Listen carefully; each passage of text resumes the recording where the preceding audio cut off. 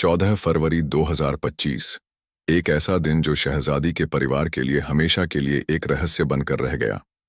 उत्तर प्रदेश के बांदा जिले के मटौंद थाना क्षेत्र के गांव गोयरा मुगली की 24 वर्षीय शहजादी, जो लगभग 2 साल से यूएई के अब्बू धाबी की जेल में बंद थी, ने अचानक अपने माता पिता को फोन किया। उस कॉल में उसने कुछ ऐसा कहा जिसने पूरे परिवार को झकझोर कर रख दिया। उसने कहा कि अगले 24 घंटे में कुछ बड़ा होने वाला है, लेकिन कॉल कटने से पहले ही उसकी आवाज में डर, बेचैनी और बेबसी साफ झलक रही थी। आखिर शहजादी को जेल में किस कारण से डाला गया था? उसने अपने माता पिता से क्या कहा और अगले 24 घंटे में उसके साथ क्या हुआ? यह कहानी इन सवालों के जवाब खोजने की कोशिश करती है। शहजादी का सपना था कि वह अपने परिवार की आर्थिक स्थिति को बेहतर बनाए। उसकी शादी बचपन में ही तय हो गई थी, लेकिन वह पढ़ाई में होशियार थी और कुछ बड़ा करना चाहती थी। अब के बंदा में रहने वाली 19 साल की शहजादी 19 दिसंबर 2021 को आबू धाबी गई थी। शहजादी का आबू धाबी जाने का 2 कारण था। एक कारण, जब वो 8 साल की थी तो उसका चेहरा गर्म पानी से जल के खराब हो गया था।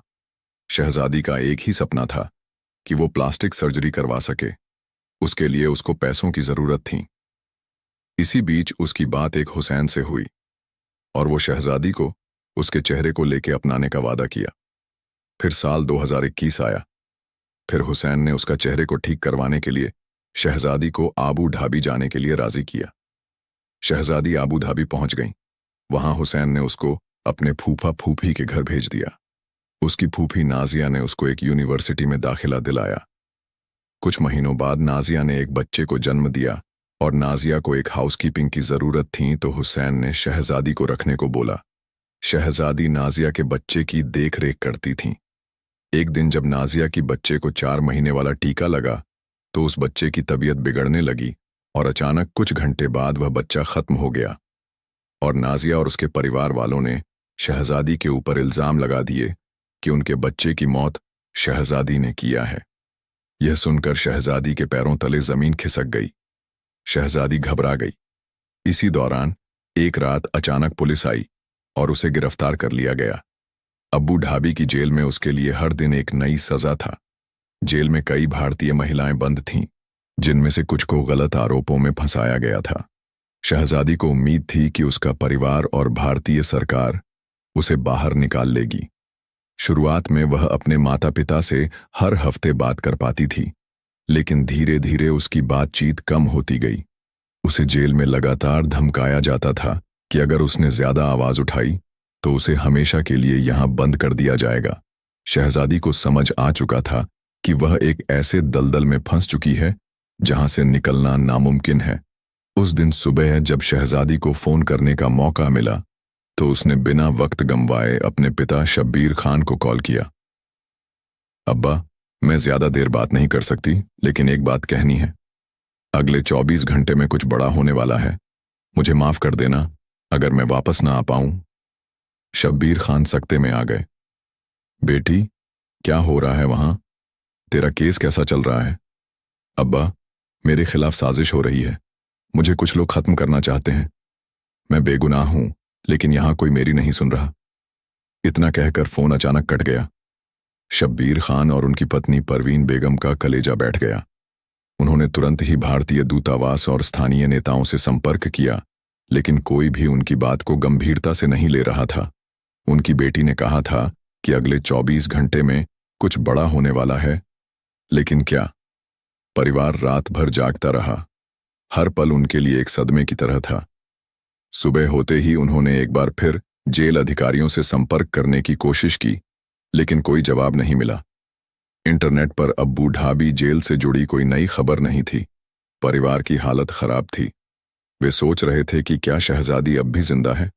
शहजादी की आखिरी कॉल आज भी उसकी मां के कानों में गूंजती है। अब्बा, मुझे माफ कर देना अगर मैं वापस ना आ पाऊं। 14 फरवरी 2025 की रात जब शहजादी ने अपने पिता शब्बीर खान से आखिरी बार बात की थी, तब उसने जो कहा था वह किसी पहेली से कम नहीं था। अब्बा, अगले 24 घंटे में कुछ बड़ा होने वाला है। मुझे माफ कर देना अगर मैं वापस ना आ सकी, और किसी से दुश्मनी मत लेना आप अपना FIR वापस ले लेना। अब्बू, आप परेशान मत होना हमारे लिए। उसकी आवाज में डर और बेचैनी थी, लेकिन कॉल अचानक कट गई। इसके बाद उसके परिवार की बेचैनी बढ़ गई। वे समझ नहीं पा रहे थे कि आखिर उनकी बेटी के साथ अब्बू ढाबी की जेल में क्या होने वाला है। क्या शहजादी के साथ कुछ बुरा हुआ, या फिर वह किसी बड़ी साजिश का हिस्सा बन चुकी थी। शब्बीर खान और परवीन बेगम ने पूरी रात जाग कर गुजारी। हर घंटे वे किसी न किसी को फोन कर रहे थे।